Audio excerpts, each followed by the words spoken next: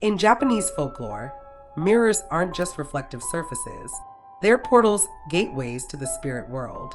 For centuries, tales have been whispered across Japan about ghostly women who live within mirrors, watching, waiting, and sometimes reaching through.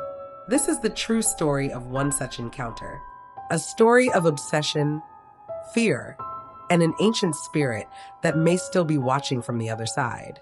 Tonight, we tell the chilling tale of the woman in the mirror. Our story begins in a quiet neighborhood just outside Kyoto in 1998. A young woman named Emiko had just moved into a traditional home passed down from her late grandmother. The house, built in the early 1900s, stood largely untouched. Tatami mats lined the floors, shoji screens divided the rooms, and at the end of the narrow hallway stood an old, full-length mirror. The mirror, framed in dark, almost black wood, was tall and unusually cold to the touch. It had belonged to Emiko's grandmother, who, according to family stories, had warned everyone never to place the mirror facing a door or a window. But Emiko, like many of us, didn't believe in old superstitions. She placed the mirror directly across from her bedroom window, where the morning light could bounce off it. That, she thought, would make the room feel brighter. She had no idea what she'd awakened. Within days of settling in, Emiko began noticing oddities. Every night, just after midnight, she'd catch a faint tapping sound. At first, she assumed it was an old pipe or maybe a tree branch against the window. But the tapping grew louder, sharper. Then, she began to hear whispers. Faint, indistinct voices, as if someone were speaking from the hallway or from inside the mirror. More disturbingly, when she passed by the mirror late at night, she started noticing something unusual about her reflection. It didn't always move with her. Sometimes, her reflection would lag, just by a second. And once, she could swear it smiled before she did. She chalked it up to being tired, stressed. But deep down, fear began to creep in. Then one night, everything changed. Emiko awoke at 3:12 a.m. The air in the room was ice cold. She couldn't move at first, paralyzed, as if something were pressing down on her chest. Her eyes darted across the room, and there, in the mirror, was the silhouette of a woman. Pale skin, long, jet black hair, wearing a tattered white kimono. Her eyes were hollow, empty, yet Emiko felt her gaze pierce straight through her. She tried to scream, but no sound came out. The woman didn't move, didn't blink. She just stood there inside the mirror. And then the woman lifted her hand, slowly, deliberately, and pressed her palm against the inside of the glass. Emiko fainted. When she awoke, the mirror was empty.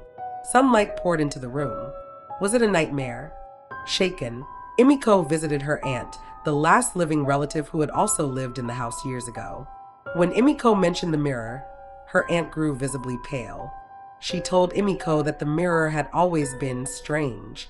Her grandmother had once said that a spirit had become trapped inside after a family ritual gone wrong during the war.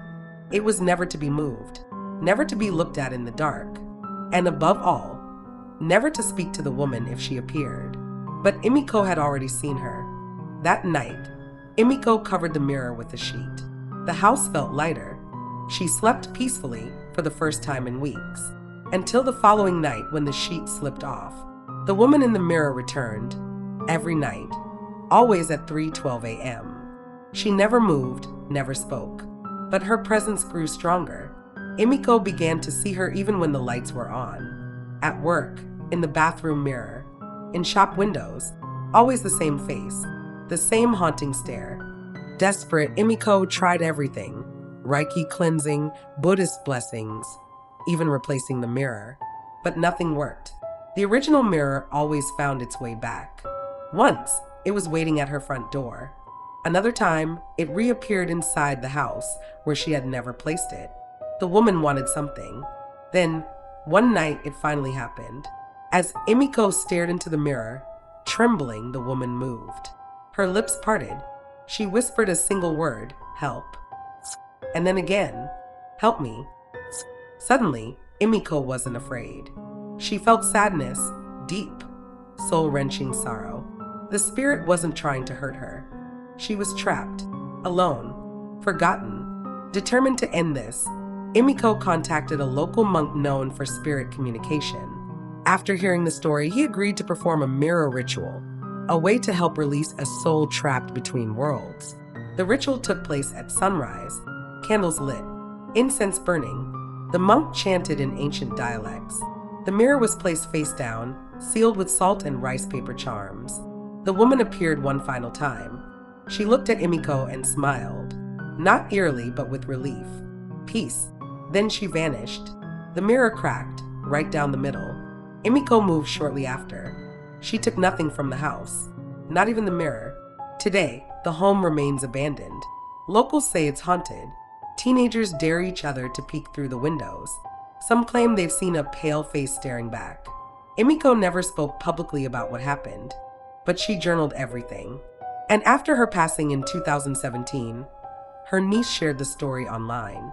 It went viral on Japanese forums and soon caught the attention of paranormal researchers. Many believe Emiko freed a tormented spirit. Others think the mirror was cursed and remains so. But some say once you've seen the woman in the mirror, she never truly leaves you. So tonight, when you catch your reflection in a dark room, look closely. If it smiles before you do, turn away. If this story gave you chills, give it a like, share it with someone brave, and subscribe for more terrifying tales from around the world. And let us know in the comments, would you dare to keep a haunted mirror in your home? Until next time, don't look too long, because something might be looking back.